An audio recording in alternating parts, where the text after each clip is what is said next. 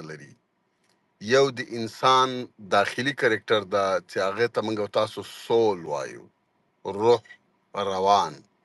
یو د انسان بیرونی کرکټر دا چې اناټومیک فزیکی او یا اناټومیک جوړښت لري، لکه دا موږ او تاسو چې ګورو چې خوله د اناټومیک جوړښت هغه نمایندګي کوي. کوم انسانان چې له خولې نه خبرې کوي او خپل اناټومیک جوړښت نه خبرې کوي، دا په انسانانو باندې خیزه کنه لګیږي، خستکونی تمامیږي چې د خولې خبرې په غوږو پورې دي.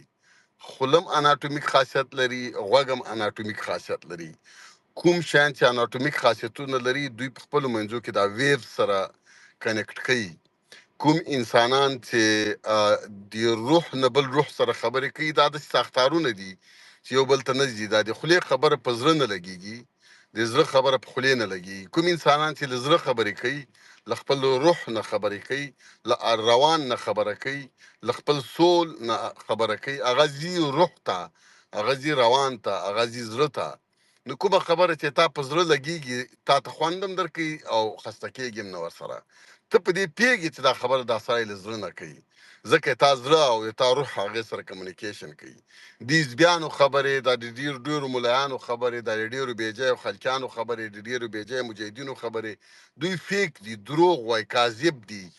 دوی د خپل اناټومي خبرې کوي، دوی د روح خبرې نه کوي.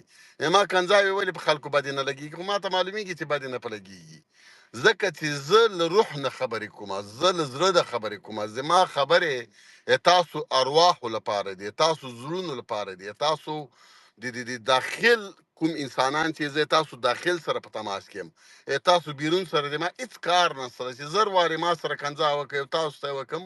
دا د موږ او تاسو کنځاګانې یو بل ته چې دي، دا د اناټومیکي کنځاګانې دي. د ما د تا کواره څه کوم، د تا غوږونه څه کوم، د تا نور شیان څه کوم. زه د تا اوس وطنجاره ته یې که نه، ته چې ځان مړ کې ته ما نسې بدې څولی.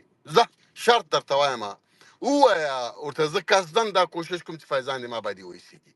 دا تا په لاس کې نه ده، ځکه ان انټینشنلي زه باید په تا ګران یم. ان انټینشنلي ولې؟ ځکه چې روح د تا په انټینشن کې نسته، روح او روان او سول د تا په ارادې کې نسته چې ته ورته چې دا باندې وایسوه. دغه کوین د سرل دي چې ما سره ډېر جنګونه پکې زه په ګران یم، دې په روح زه ګران یم. داسې نه ده چې دې باندې زه ګران یم، ځکه چې زه د دې روح سره خبرې کوم. دا تاسو دلته ټول ناست یې، خلک به ویل فیضان 2 ساعته په تاسو مایک بند کړی، خبرو ته مو نه پرېږدي او دلته ناست یې کنځاګانې درته کوي. ولې ورته ناست یې؟ تاسو به ولا وایي نه پوهېږو.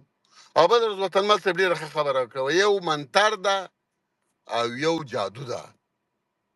جادو وایي د انسانانو په مغزو په هغه باندې کېږي، په غوږو، په جسم باندې. منتر یې په مغز باندې کوي، په روح باندې. فیضان وایي منتر لري، جادو نه لري. جادو دی وایي په سترګو تاثیر کوي، شی نه وي خو تا ته ښکاري، شی ښکاري خو تا ته نه ښکاري. سترګو دی جادو سوی. او منتر دی وایي په روح او په روان. فیضان صاحب، بله صاحب، ته چې کومې خبرې کوې، ته د زړه نه خبرې کوې او زړه ته رسېږي، او ته نه وایې چې ما ته ابا داسې ویل یو، ما ته ابا داسې وکړل.